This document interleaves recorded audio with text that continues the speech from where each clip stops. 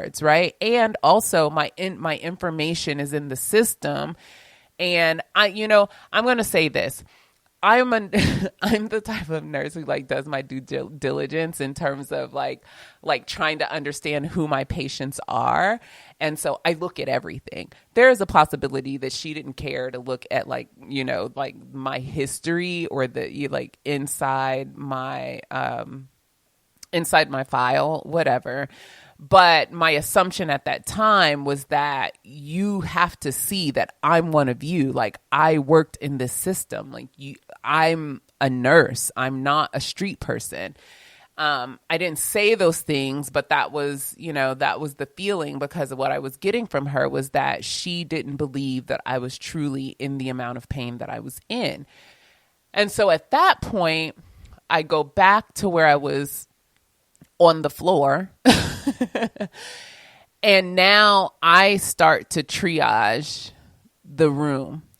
And, I knew at that point around 10 p.m. there were probably only 4 or 5 other people. But the 2 people who were closest to me was a young boy who I don't know what was wrong with him. Like, I don't remember.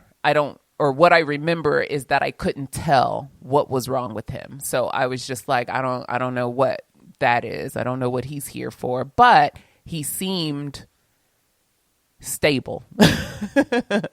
He seemed stable.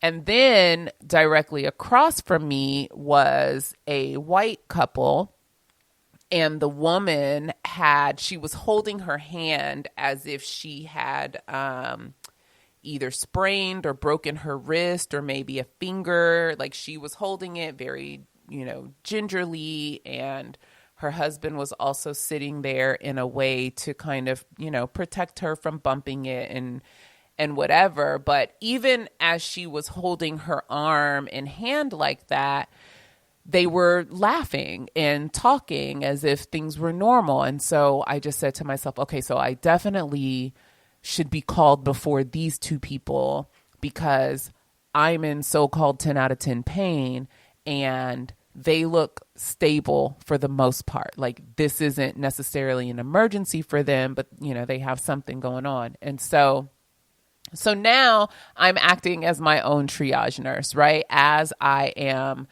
in this horrible pain and barely holding myself together. And so what happened next is that woman was called back. And so then I started to lose it. And then my husband also started to lose it, because I was like, there's no way she should have been called back before me. There's no way she should have been called back before me. Like, she's stable. She's okay. I feel like I'm dying. So I go back to the nurse, and now I'm putting up a fuss a little bit.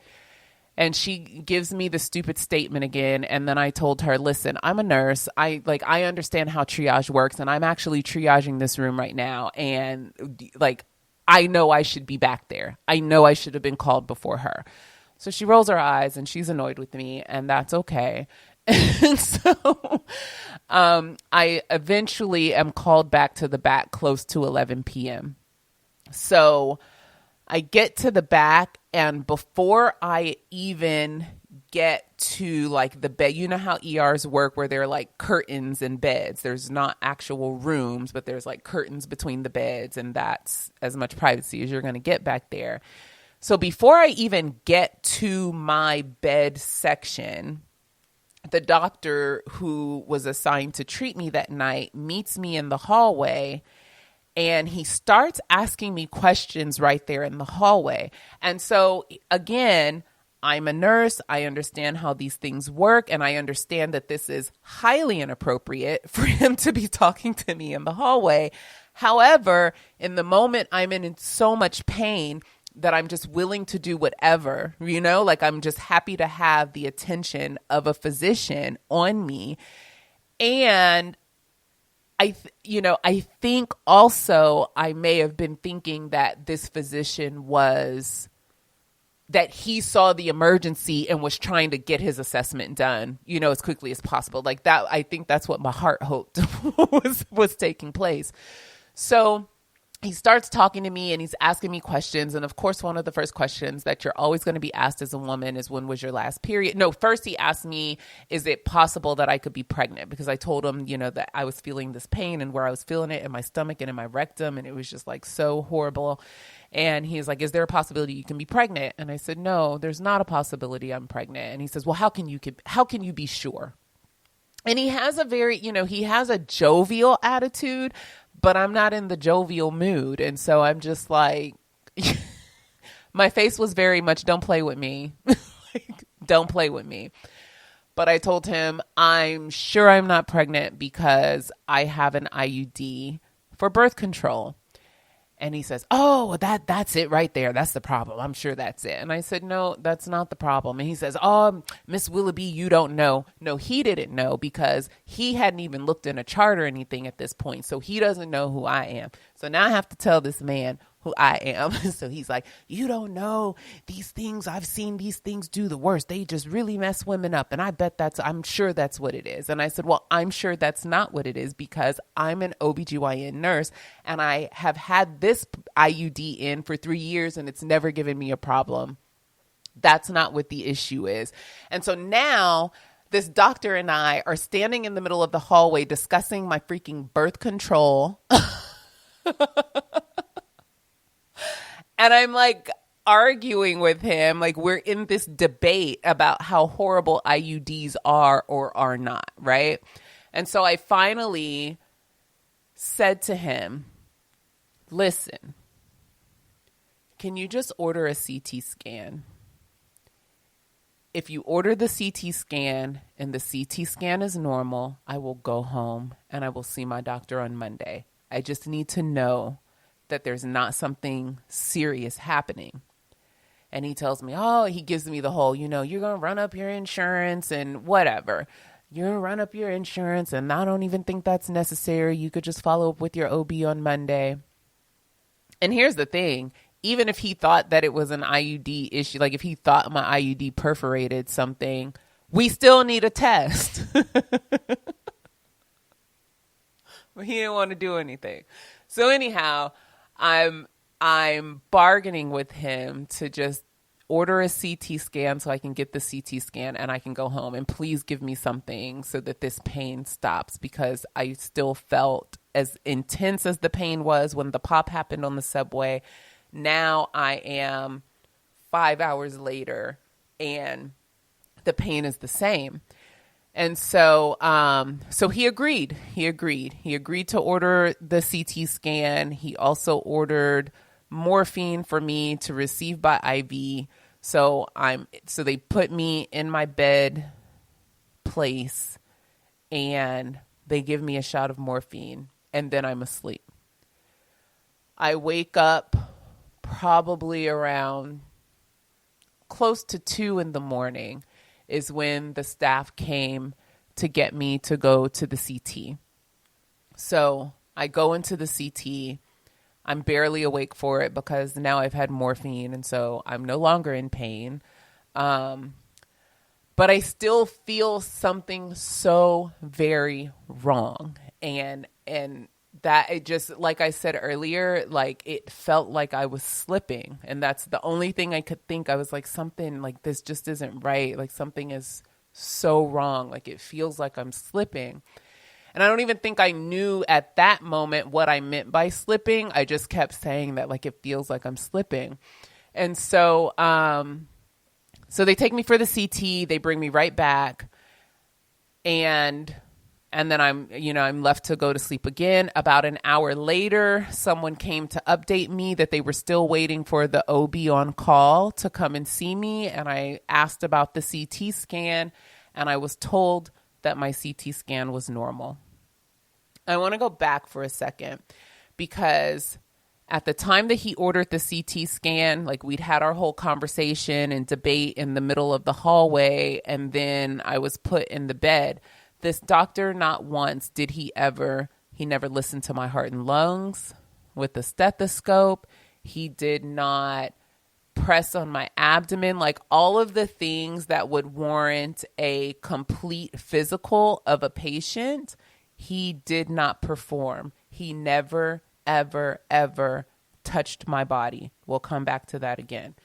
So I was told around 3 a.m. that my CT scan was normal.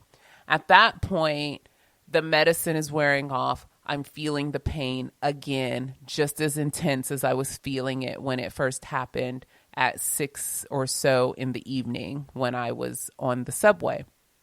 So they give me another dose of morphine. I go to sleep again.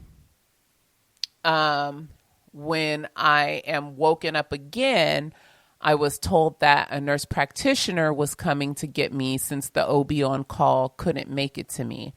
And so I said, that's fine. I'm fine with that because, as you know, I had a really great nurse practitioner for my second pregnancy. And so I was just like, I'm good with the nurse practitioners. Somebody just tell me what's going on. So she pulls me into some other room. She tells me she's going to perform an ultrasound. I said, okay, great. She performs the ultrasound, and then she says, and very enthusiastically, oh, I see what's going on. And this is a Black woman too, by the way. And also the nurse at the ER desk, it was also a Black, well, she's a Black Latina. So I just want to put all of these things into perspective as this. I'm getting to it. You're going to hear all of it in a second.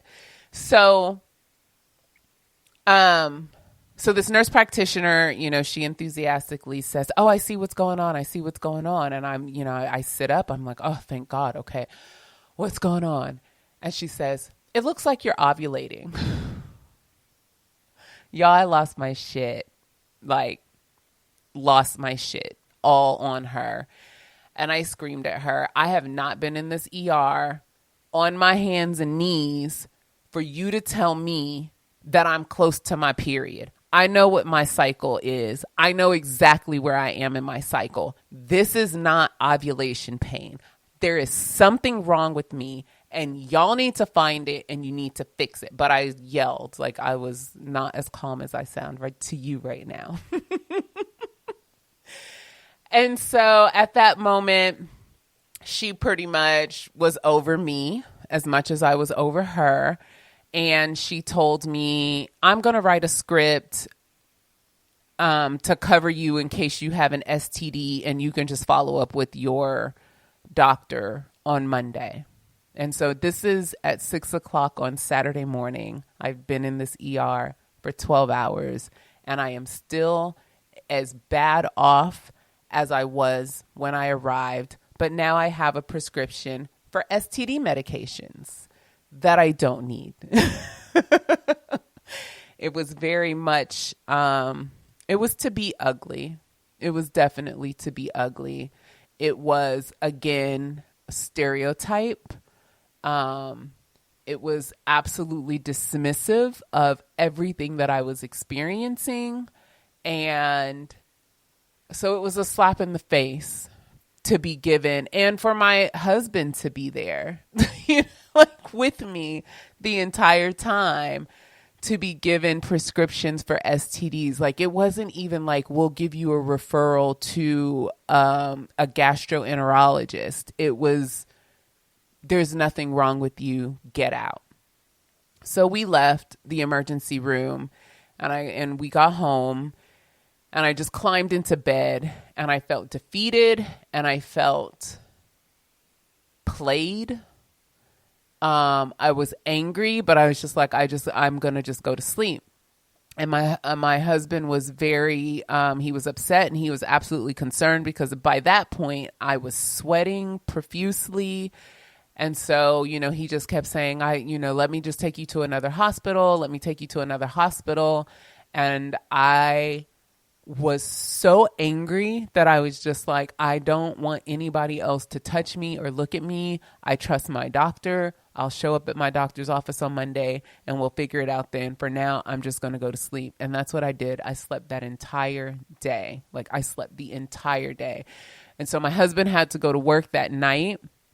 He worked, as I said, he worked overnight. And so, it was myself and the boys at the house, and he kept checking on me and just kept, before he left for work, he kept saying, are you sure? Are you sure?